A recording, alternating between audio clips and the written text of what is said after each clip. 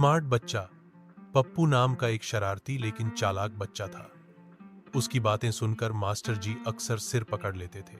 एक दिन मास्टर जी ने पूछा, पप्पू, चांद पर कौन रहता है?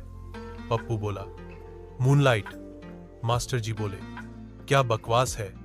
स्मार्ट पप्पू बोला, सच में, रात को वही तो चांद के साथ दिखती है। क्लास में ठहाके गूंज उठे।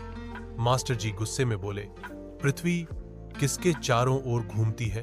पप्पू शरारत से मुस्कुराया और बोला, पृथ्वी मम्मी के गुस्से के चारों ओर घूमती है। जब वो डांटती हैं तो पूरा घर घूम जाता है। अब मास्टर जी भी हंसी नहीं रोक पाए। पप्पू पढ़ाई में थोड़ा कमजोर था, लेकिन उसकी समझदारी और हाजिर जवाबी सबको हंसने पर मजबूर कर देती थी। मास्टर जी ने कहा, कभी कभी पप्पू, तुम्हारी बातें साइंस से ज्यादा मजेदार होती हैं।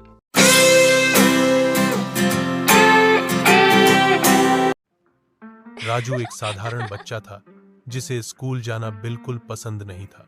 एक दिन मेले में वह एक बूढ़ी औरत से मिला जिसने उसे एक जोड़ी पुरानी चप्पल दी और कहा, इन्हें पहनकर जो भी सोचोगे वहीं पहुंच जाओगे। राजू को यकीन नहीं हुआ, लेकिन जैसे ही उसने चप्पल पहनकर स्कूल सोचा, पलक झपकते ही स्कूल के गेट पर था।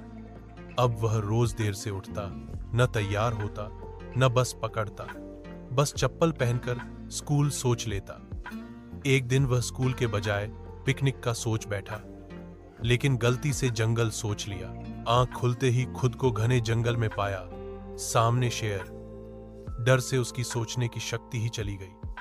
चप्पल बेकार हो गई। किसी तरह पेड़ पर चढ़ा और चुपचाप बैठा रहा। तब उसे समझ आया, जादू से ज्यादा जरूरी है समझदारी और सावधानी।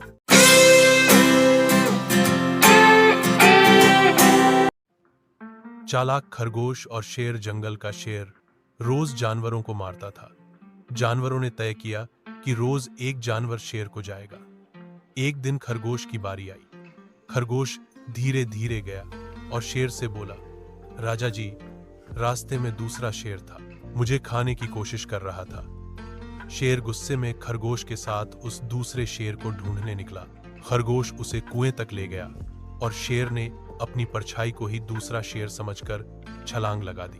खरगोश उसे कुएं तक ले गया और शेर ने अपनी परछाई को ही दूसरा शेर समझकर छलांग लगा दी। शेर कुएं में गिर गया और जंगल के जानवर बच गए। सीख, बुद्धि और चालाकी ताकत से बड़ी होती है।